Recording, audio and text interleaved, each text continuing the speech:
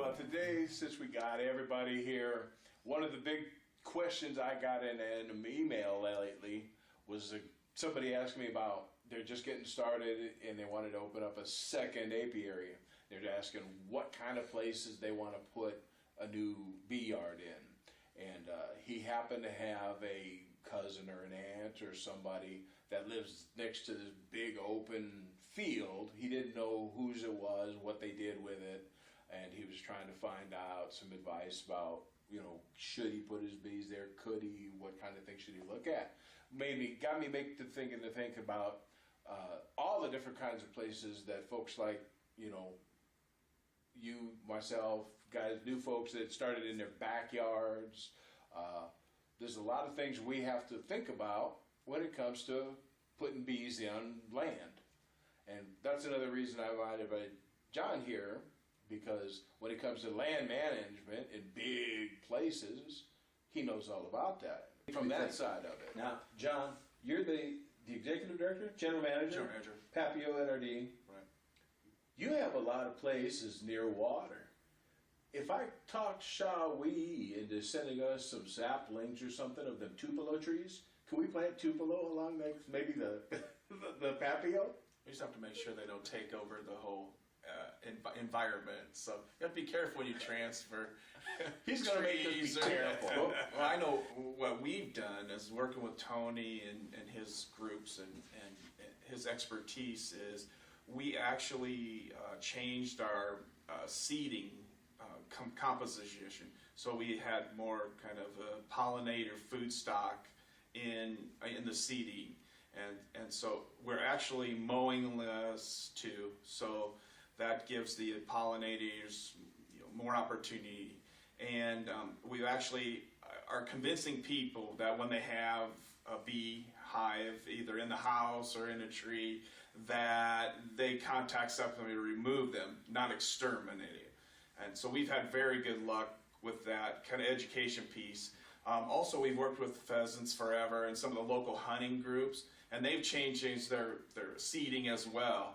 And so they're putting flowering, pollinating plants on various intersections in the country, and so that's allowing more food production for pollinators as well. When I was working with the bee club that I was working with, we set up this project. I had a lot of people that were just starting out in that part of the area, the Papio, the Missouri coming in. You had the Elkhorn River, and a lot of folks were moving in down there, really get into beekeeping, a lot of wet areas, and they're trying to ask me what's available out here. I know what I plan on planting, but what can I count on in those areas? It just so happens, because those are public waterways overseen by the Papio-Missouri NRD, I got to talking to John and said, hey, maybe help me, help you, help us, because if we can help you guys, I think one of the lists that we gave you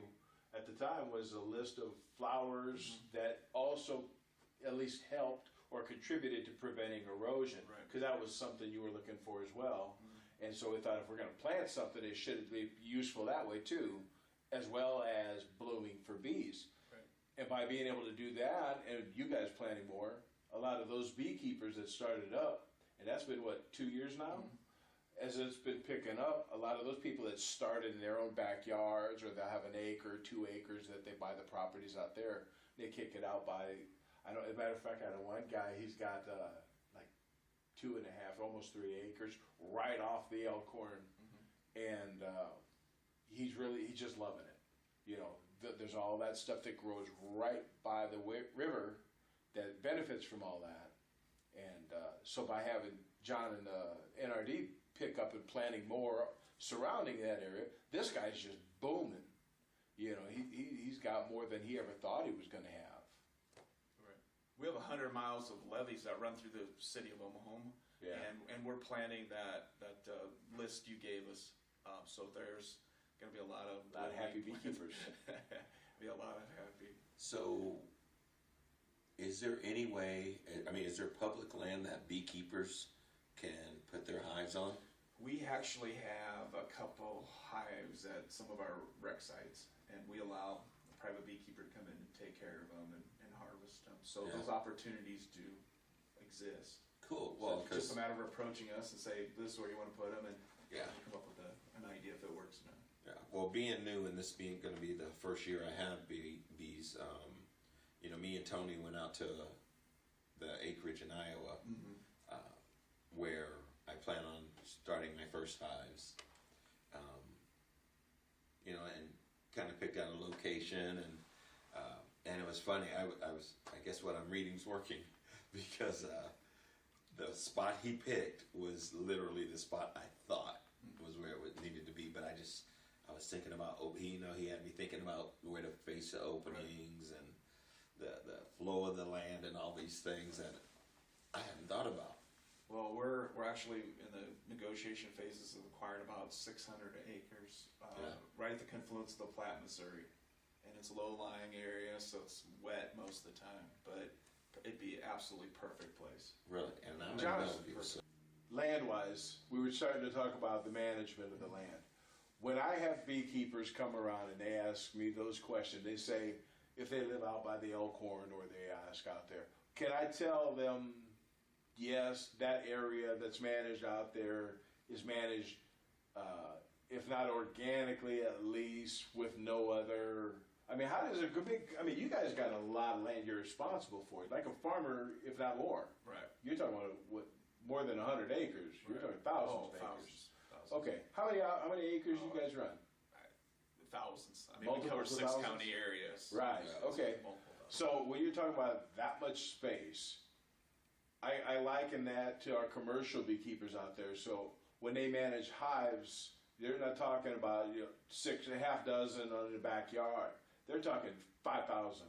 They can't. They don't have the time to go through some of the steps, more careful, more time consuming, because more organic beekeeping requires more labor, which requires more time. They don't have that. So they end up using methods and resources, materials that other people might find objectable, but it's just a necessity on the scale. When you're talking about managing land, where I might want to put my bees or put my bees next to, it's a nice idea to think that Papio NRD, or whatever state or city you're in, is going to be doing something like the farmer down the road. How realistic is that somebody's going to be able to manage that land the ideal way that somebody would say, I want to raise my bees organically or naturally in the land. These guys are going to manage that land that way. How realistic is that? Well, very for ours. We use very little to no pesticide, or herbicide. All of our areas are natural. The only thing we do is mow, and that's typically around trail areas or rec areas like playgrounds and things like that. So, but anything else, we do not use chemicals, and all of our areas are created for habitat or recreation. So we try to eliminate the chemicals as much as possible. Now, has that resulted in reduced costs, more time, labor? How does that work in terms of your management? Because it's got to work out somewhere where somebody's saying, inevitably running a business of a sort. Right. Somebody's going to call in and say, "Hey, you guys got the weeds yay high, and because you're doing it this way versus the 2 counties down." Right. Is that, I guess, more of an issue for you guys? It may add staff time for mowing, but we would rather mow an area 3 or 4 times a year than actually use an herbicide to kill it for the entire year. It's just I good like management. Yeah, I love it. And so we get very little complaints. If we do, we mechanically remove it, and we don't. The only time we use a herbicide is if it's an invasive species, and it's on the list from the Department of Ag or the state. And then we'll use an herbicide to remove that. But typically, it's approved by the EPA for fish and aquatic species, and probably the bees as well. And people don't like when we apply the herbicide in areas. I mean, they just know it's not a very good thing to do. So we're very careful, very minimal use.